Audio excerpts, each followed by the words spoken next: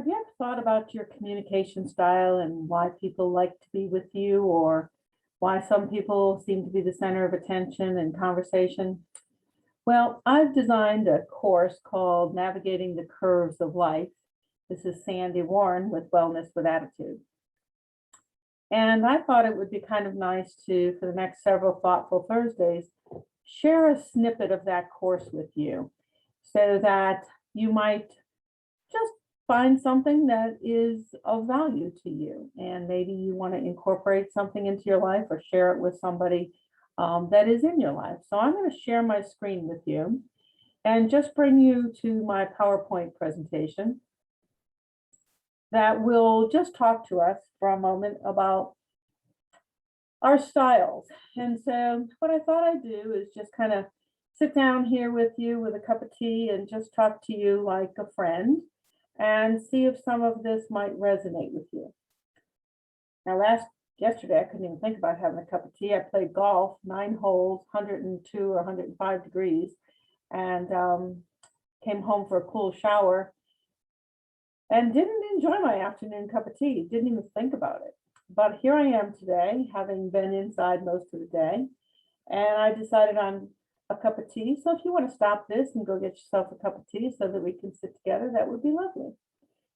But if you haven't read Dale Carnegie's book about making friends, it is something that you might want to consider. It really does work in business. It works for social media, if that's something that you're using in your business. So let's just kind of randomly think about this. Authentic people.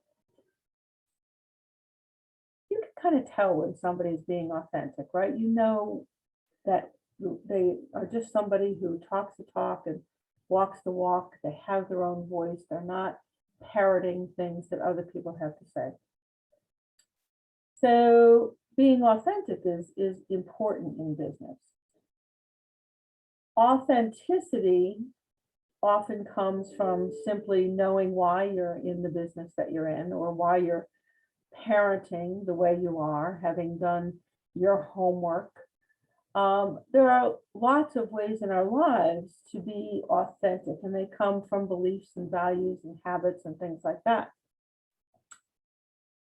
But vulnerability is another way of really connecting with people. Now, vulnerability is real people being open to making mistakes, accepting responsibilities, and there is no real winning without real vulnerability. Vulnerability also takes courage.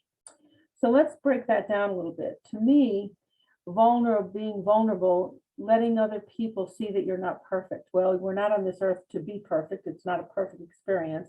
It's a practicing experience. But when we're in the throes of something that we really thought we knew, or we make an accidental mistake, it's difficult on us. So learning to be vulnerable in that place. How many times have you been with somebody who made a mistake? They knew they made a mistake. You knew they made a mistake, and yet they were trying to blame it on somebody else. That is typically not somebody you want to have more and more relationships with. Now, this is particularly important if you're on a team at work, corporate-wise, and you have somebody who really doesn't want to deal with their own vulnerability and really won't accept responsibility. So this is a real issue, and it may be something that you really have to find a way to deal with. Being real. I love this one because it makes me always think of the Velveteen Rabbit, which is one of my most favorite stories, and I'm probably the only mother in the world who on Christmas Eve made my kids, family, whoever was there, read the story of the Velveteen Rabbit. My husband, the first time he was with us before we were married, and it was Christmas Eve, and we all settled down, and I pulled out the Velveteen Rabbit. He was more than slightly confused. He was expecting some Santa Claus story. And it was just so fun because he really got into reading the story. He had never heard it before. But the bottom line message is that poor little rabbit had been so loved by the boy, hugged by the boy, tugged around by the boy. Boy slept with him. And so if you've ever had a stuffed animal, you know exactly what I'm talking about. Or maybe you had a favorite blanket and you rubbed the satin right off of it and it was matted and maybe it shrunk down to being, only a fragment of the size it started out as. So being real, is something that we each do in our own way. And I offer you the the permission. I don't need to give you permission, but I want to encourage you. That's a better word. I want to encourage you to be graceful with yourself, to be kind with yourself. So being real is tough work, but I encourage you that that is the kind of person that most of us really want to be around. And then, we need to be willing to listen and learn. I think the old adage that we were given two ears and one mouth is indicative that we should listen twice as much as we talk. Have you ever been with somebody who you say, oh, I did X, Y, Z, and before you can even finish the Z, they're jumping in with what they did. That was a little better, a little more exciting, and they didn't really hear what you had to say. And those are not the people that we most enjoy communicating with. Those people are often very outgoing and gregarious and have a lot of things that they can talk about. But oftentimes we just don't feel their realness or we don't feel them as authentic, which is a shame because sometimes they truly, really are great, kind, giving people, but they haven't learned this give and take of communication. So I really want to say it again, two ears, one mouth, twice as much listening. And even if you are using that mouth, maybe you recite back to them or kind of give them a concept of what you think they said. That can be very connecting with someone. So to voice back to them. So let me make sure I'm understanding you. Did you say that when you went on that job interview that you were feeling that it was really not a great fit for you, or you thought that they didn't think it was a great fit for you? So you see what I mean by just kind of giving it back in your own words, keeping that conversation going, but letting that person know that you were listening. So I don't know about you, but I can, in a very authentic and vulnerable way, let you know that I was probably much more of a control freak than I am now. I was a single parent for 20 years. I was working on 100% commission. So there were a lot of things that I needed to control. But I think I can honestly say there were some things that because I was on a roll, I just thought I could and should control. So I did. Can you relate?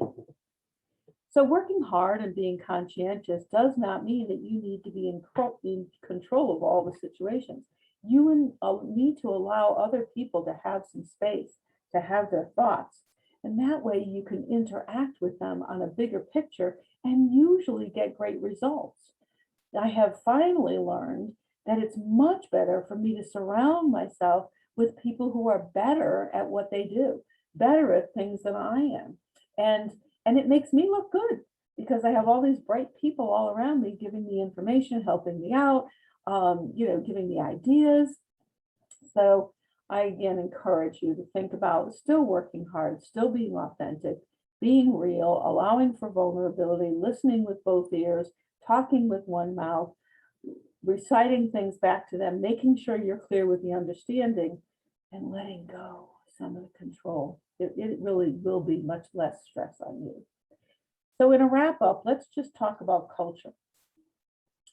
Is your culture that of a culture that has to succeed at all costs? Do you believe that sometimes it's just okay to quit before you actually finish, that nobody will notice or nobody really cares or the team isn't really counting on you, somebody else will pick up the ball? Have you ever said things to yourself like, I'm great at beginning, but man, I'm just not so great at carrying the ball over the line. I'm not really a finisher. I'm a creative. I get distracted by shiny things. So what culture do you live in? And is that where you want to live? Are you comfortable with that? Do you feel good about yourself living there? So know that you have the power to make a difference. You have the power to make another choice. It may be learning a new communication style. It may be understanding more about your personality, maybe more about understanding your beliefs and your habits. And that's really what this course is all about, learning to navigate the curves of life. So this was just a snippet. I hope that you enjoyed it.